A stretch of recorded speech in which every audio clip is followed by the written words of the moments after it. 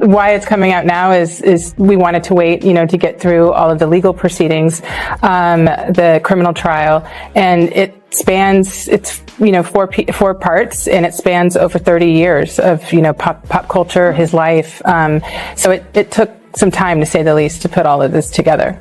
It's an important story, and you could just tell it with all the public material. Mm-hmm. You go further, you've gotten your hands on some extra new material people are going to see for the first time, including this video. Any journalist would want to know how you got it, but it is Sean Diddy Combs in the heat of this, right before the arrest for the trial we just discussed, in private moments, talking to his lawyer, cameras running. He also underestimated that a lot, some of, with every celebrity, you do have different claims and some are completely unfounded. But I think that some of these lawsuits, there's receipts. Mm-hmm. And there's footage and there's voice recordings. And I think that for a man, it's also very interesting, for the culture of hip hop, so many artists record themselves, and they probably, when they were, recording themselves in 2005, never saw the year 2025 and how accessible that media would be to actually make a case for things. And I think 50 Cent's latest Netflix documentary premiered Tuesday and immediately ignited social media,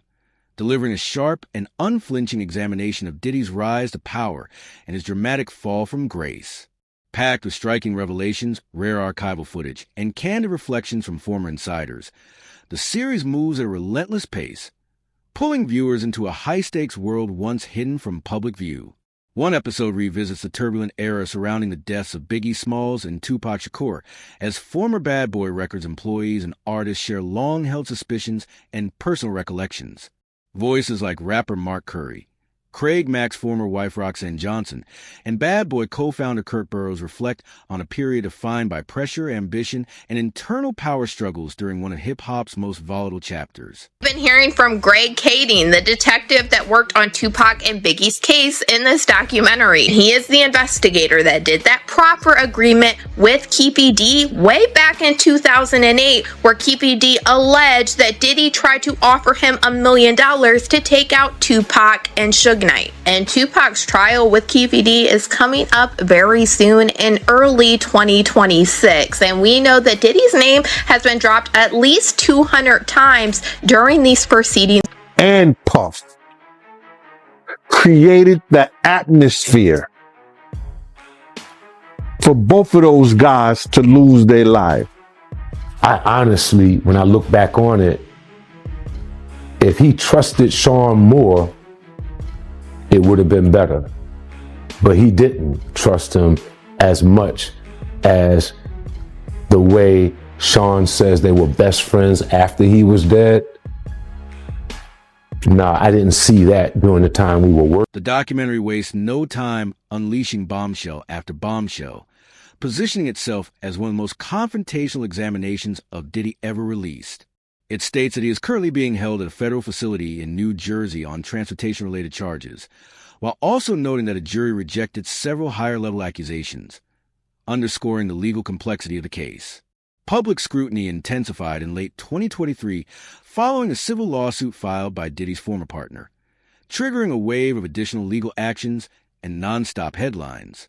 As the series emphasizes, while allegations have multiplied, Diddy has consistently denied all claims, leaving the public caught between legal outcomes, controversy, and unanswered questions. Diddy Combs have now sent a cease and desist letter to Netflix. That's right. They are demanding it not release a docuseries featuring the embattled. This documentary doesn't simply revisit old accusations. It escalates the conversation. Filmmakers introduce new claims that reignited headlines, including what they describe as rare behind-the-scenes footage of Diddy inside a New York hotel room, just days before his arrest. The footage allegedly shows him discussing legal strategy and reacting to mounting media pressure. Framed as raw and unscripted moments, the scenes are presented as a stark contrast to the tightly controlled public image audiences are accustomed to seeing. I'm waiting the whole time for Aubrey O'Day to reveal some major story that happened between her and Diddy. 3 episodes in, she's basically just talking about Diddy in a very general way. It isn't until the 4th episode that Aubrey reveals a witness walked in on Aubrey O'Day completely inebriated with Diddy doing things to her, as well as a second man who they refer to as a light-skinned, tall man. Details are very explicit and not anything I could share on here.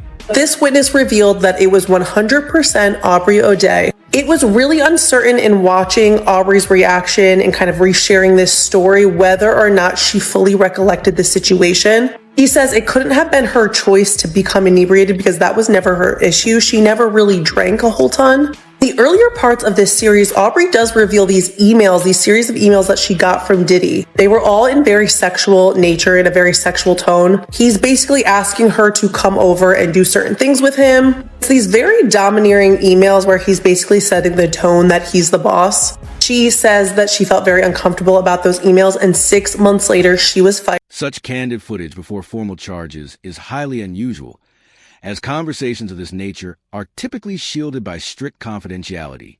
The documentary argues that allowing a videographer into the room may have exposed sensitive legal discussions. Diddy's legal team later told NBC News that the footage was never authorized for release and that they are unsure how it ended up on Netflix, stressing that the videographer was bound by confidentiality agreements. They maintain the material was meant to remain private, framing its release as a serious breach rather than an intentional disclosure. Bad boy, we had gotten over CCNY. It looked like the coast was clear. We were renegotiating with Arista. We were about to get a step up in the money. I had 25% of the company. I didn't know why he needed to get that back from me and then give it back to me again. I didn't understand that. That's like a trick, like, okay, here, I gave it to you, now give it back, and don't worry, I'm gonna give it right back to you. I didn't want to give it up.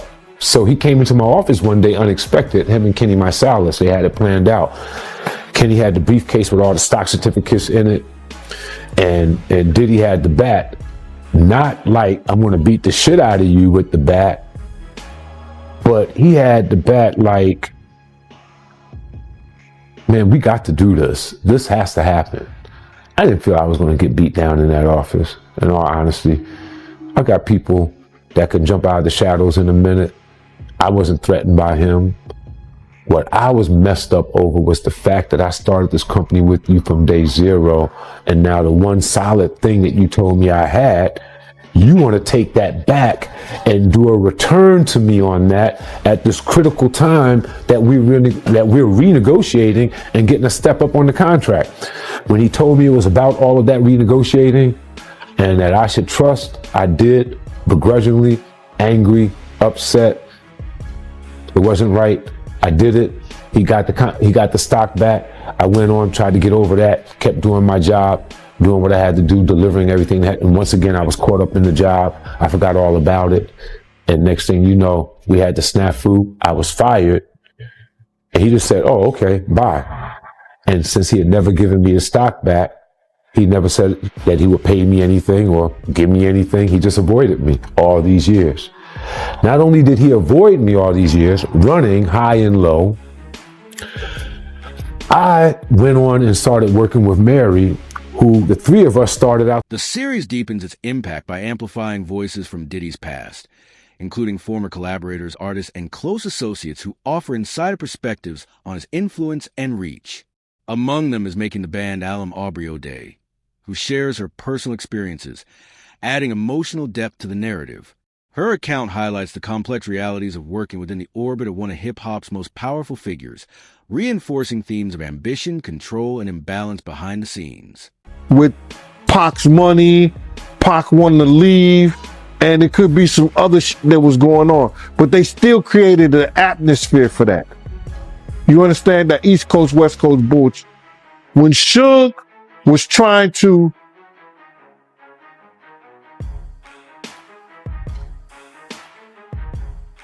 use the New York guys to, okay, man, come on, let's make some sense of this shit. And have a meeting and sit down with the New York guys and ask for a representative for Puff to come on. Puff was mad. You see now why Puff was mad. Everybody know now why Puff was mad. That he didn't want nobody to come to the meeting because Suge was playing Pay Daddy.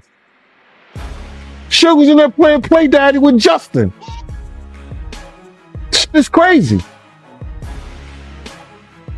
I said, well, how you gonna be mad at Misa and the East Coast, West Coast? And now we see why he was mad.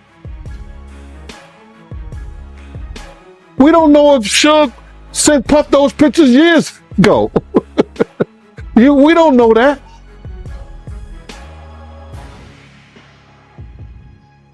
But that's why Puff didn't send a representative when Zipman was asking him, man, let me represent, just let me know. Nah, man, F that.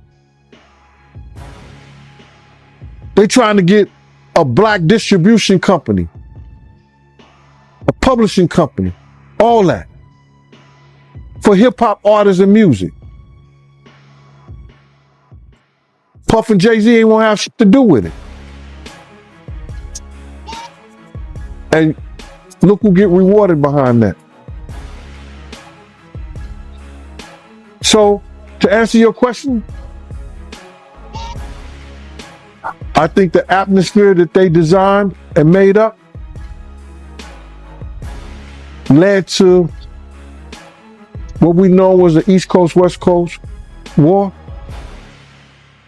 And both of them had some responsibility in that. The revelations continue with testimony from figures closely tied to Diddy's history. Singer Al B, sure, who once dated Kim Porter, shares observations he claims raise concerns. Former bodyguard Roger Bonds recount experiences he says changed his initial positive perception, particularly regarding alleged treatment of Cassie. Meanwhile, Bad Boy co-founder Kurt Burrows revisits his former ownership stake in the label, alleging he was pressured and intimidated into giving it up, a moment he describes as the beginning of both personal and professional collapse. These accounts are presented as personal recollections, highlighting a sharp contrast between Bad Boy's public success and the disputes described by those who say they were left behind. You say Suge looks over, he sees you? Yeah. He looks right at you? Yeah, he looks at me. Okay. When he looks over at you, and then, Tupac's busy getting shot. Evidently, the story is Tupac's trying to either get out in the back seat or something. Yeah, what do you see happening inside of their car? I seen a bullet going Suge's head. I thought he was dead. So Orlando across Dre? He leaned over on the window. We rolled down the window, popped. They would drove on my side. I would pop them. You know what I'm saying? But they was on the... Burrows later pursued legal action, but his case was dismissed due to statute limitations, and he remains involved in other legal disputes. Episode 2 then pivots to the infamous Bad Boy Death Row rivalry, the East Coast, West Coast feud that forever altered hip-hop's trajectory. Interviews contrast Death Row's roster, Dr. Dre and Tupac, with Bad Boy's lineup of Biggie, Faith Evans, 112, and Mod Dollery. A key takeaway is the claim that artists themselves were not the driving force behind the conflict.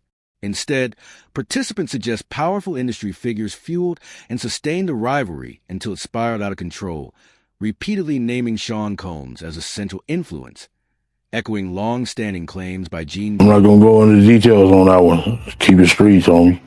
I ain't going to go into detail on that. Well, I'm going to go ahead and read from the book. Well, so let them buy the book then. Okay. Well, I'm just going to read this passage. The shit was on. Tupac made an erratic move and began to reach down beneath his seat. It was the first and only time in my life that I could relate to the police command. Keep your hands where I could see them. Instead, Pac pulled out a strap, and that's when the fireworks started.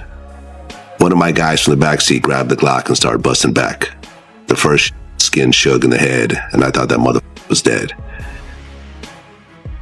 I had heard some stories, supposedly that Suge used Tupac as a shield when the bullets started flying, but that's some bullshit. Suge was already wounded, and he was the one that got touched. As the rounds continued flying, I ducked down so I wouldn't get hit. Basically, yeah. The white Cadillac arm came out the back seat and started letting off. What went through your head when you saw that? They shot my name. 2008 proper agreement, he alleged that Diddy's friend Zip Martin is the one that gave him the weapon that was used to take out Tupac. Keefe D told the investigator Greg Kading that Zip Martin had a special compartment to keep this weapon in his car that he drove to Las Vegas. And in this documentary, we have Greg Kading confirming that Zip Martin did drive the same type of vehicle that Keefe D alleged to Las Vegas this night. And then during this documentary, we heard from the former president of Bad Boy, Kirk Burroughs, who alleged during this time, Diddy had him hiring a whole bunch of people and getting cars to drive to Las Vegas. And he is now very curious into why Diddy wanted to do this. And he said, in his opinion, he now believes that Diddy was behind taking. According to the documentary, the label rivalry extended far beyond music, evolving into what it portrays as a dangerous street-level conflict. It alleges informal alliances formed between rival groups connected to Bad Boy and Death Row. Within this narrative, Diddy is placed at the center of a web of associations, including links to Eric Von Zip to Dwayne Keefe D. Davis. Drawing from recorded material and commentary from former LAPD detective Greg Kading, the series presents Davis recounting his version of events surrounding the 1996 Las Vegas shooting that killed Tupac. While framed as personal accounts rather than proven conclusions, the inclusion of first-hand interviews intensifies the controversy. That after Pac got Puffy gave Zip $1 million that was supposed to be handed over, and Zip ended up keeping it. And I remember when I interviewed TK Kirkland, who was actually roommates with Zip at one point. They were that close. He actually said, yeah. The feds said that too. He said that actually happened. Well, the story that has circulated was that after Tupac got, Puffy allegedly gave the money. I heard to Zip. Yes. And Zip was supposed to give the money to Keefe and them. Yes. But he never gave the money to him. But thank God he never gave him the money, right? Think about it. If he gave the money, Puffy will be in prison now, money for hire. So thank God. It's just a true story. I'm not saying yes or no, but if he would have gave them the money, it'd have been for hire and Puffy would be locked up. The documentary escalates further with Davis alleging that Diddy offered financial incentives to target Tupac Shakur and Suge Knight. Claims presented strictly as his personal account, not established fact. Davis alleges the payment never materialized, attributing it to Knight surviving the shooting and funds allegedly disappearing with Eric Von Zip, who has since died.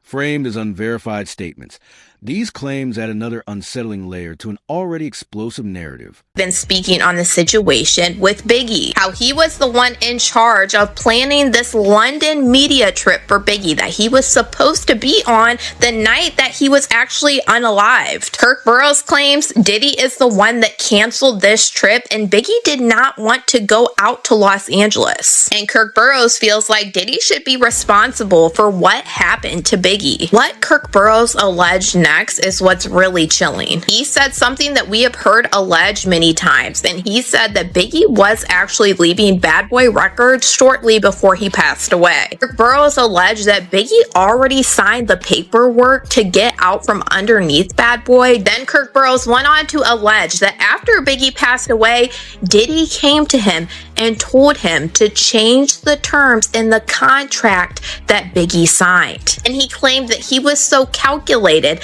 that he told Kirk Burroughs to just switch out the middle pages. That way on the last page, Biggie's signature would still be there. That way Diddy could allegedly. Burroughs also claims that Diddy pushed Christopher Wallace, known as Biggie, to travel to Los Angeles to promote his album despite serious hesitation, a decision that preceded Biggie's fatal shooting in 1997. He alleges that the trip was later framed publicly as Biggie's own choice rather than one influenced by external pressure. Presented as allegations, not proven fact, these claims challenge a long-standing version of events and reopen one of hip-hop's most painful chapters. To go to LA so soon, knowing that Tupac got killed 6 months earlier. The award show season was up. We had to go out there to participate in that. We had records that were nominated. We were a budding, launching company that already launched and we were successful. We could not go. But Biggie did have an inconvenience. He had a car accident. I think it was in Brooklyn, maybe downtown Brooklyn. He had a broken femur at that time. And he was recovering from that. Big sized person, could not really sit comfortably in a plane, not even first class, with a cast on. It was uncomfortable. He was talked into going to the LA portion of the trip so that he could be out there ahead of time. He was out in LA so there wouldn't be a big rush and bustle to get him there. So I think he was out there for a good week and a half ahead of time leading into the event. So being out there, we came to follow up and to have that night. And then he was supposed to, as per Arresta's marketing department, Arista, one of the best labels and distribution companies that you can have to back you, the legendary Clive Davis, who's backed so many artists, believed in Bad Boy so much, he put together a marketing campaign that was never seen before that campaign and still wasn't seen, but it was put together so that Biggie could receive a international press junket in London with all press from around the world meeting him that Saturday, Sunday after the Friday awards show night. He was supposed to go on an international flight with me. We have the itinerary still to this day. He was supposed to leave that early morning, go to London, and we would be out there for 2 or 3 days, and then he would go back to New York and go home.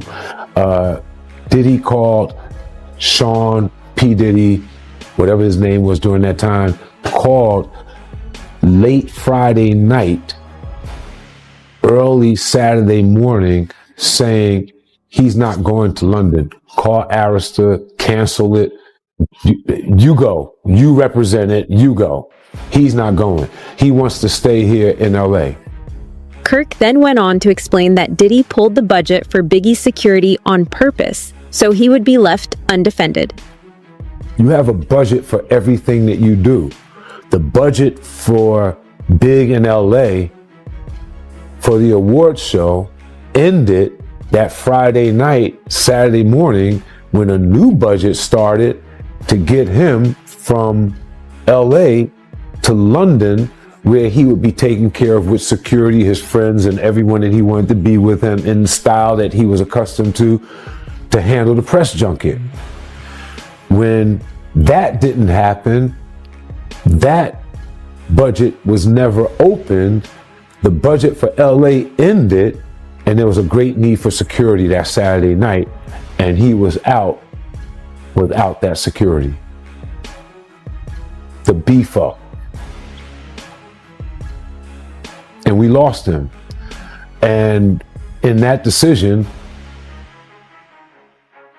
what it put us in, that decision put us in the worst situation that we could have ever been in. We lost our number one talent.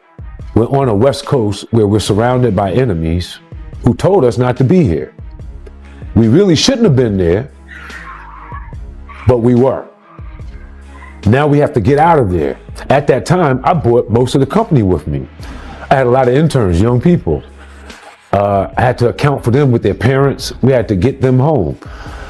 That weekend, I think we had to get Sean out first. 1, 2, 3 steps in the trunk of a car, moving out the city limits to another airport on that flight out. I stayed until Sunday-ish or so, making sure all the interns, all the executives, every last one of the kids that was out there with us was back east. And then we had to make preparations for Big's family to know where he was at, for them to make preparations to bring him back home a week or so later. Burroughs goes further, asserting that the relationship between Diddy and Biggie was far less personal than publicly portrayed.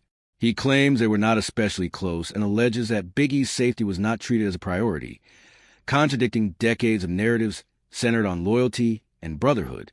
Framed as Burroughs' personal perspective, these statements deepen the documentary's exploration of image, power, and accountability.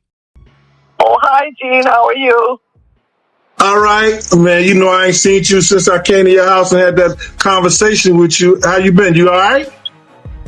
I've been okay. I've been watching you on Facebook. I'm sorry, Ms. Wallace. I'm sorry I had to do what I had to do, but you know, it is what it is. Okay. I know you do. Thank you, Ms. Wallace. Like I told people, I said if Ms. Wallace would have called me and told me to shut it down, I would have shut it down. Miss Wallace ain't called. She knew how to get in touch with me. If Miss Wallace didn't tell me to shut it down, I'm going to keep doing it because I respect you, Miss Wallace. Do what you do.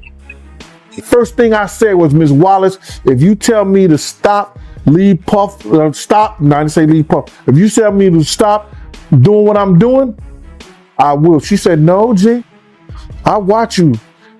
You keep doing it. You doing a good job. You, man, listen here. Yo, I was happier than one of them boys at a Diddy party. I was so happy, man, it was crazy. Cause this was the first time I had talked to Miss Wallace since the last time I talked to her and was telling her about Big's death. Adding emotional weight, Biggie's mother has previously stated in interviews that she believes Diddy may have been involved in circumstances surrounding her son's death, a belief she expressed as a grieving parent, not a legal conclusion. Her words brought renewed attention and emotional gravity to events that have haunted hip-hop for decades, further intensifying public scrutiny and unresolved questions. Getting into what happened with Biggie. And Greg Kading alleged that Diddy wasn't helpful at all in the investigation into what happened to Biggie. We saw a lot of different records being put on the screen where it said he did not want to give any more info at this time, and this was at the hospital where Biggie passed away. And I also noticed this document that flashed on the screen that was from investigator Russell Poole. And Russell Poole said that he called Miss Wallace to update her on the investigation and that she was frustrated and angry that no one had been arrested for her son's unaliving. After bringing her up to date on the case and explaining our frustration with the lack of cooperation from Puppy Combs, Bad Boy Entertainment, plus Biggie's own entourage's lack of further assistance in the investigation, Miss Wallace calmed down and understood the situation. Greg Kading said in this documentary he believed that Diddy did not cooperate with Biggie's investigation because it would have led investigators back to him with Tupac's unaliving. I always remember the saying that when you solve one of their cases, you will solve the other. And that's why I honestly can't wait until Diddy has firmly denied every accusation presented in the series, and those denials now stand as his primary defense amid growing scrutiny. The documentary makes clear that even partial validation of these claims could unravel the carefully crafted public image he has built over decades. Framed not as conclusions but as unresolved allegations, the series leaves Diddy at a critical crossroads, where legacy, reputation, and public perception hang in the balance, and the consequences may be greater than anything he has faced before.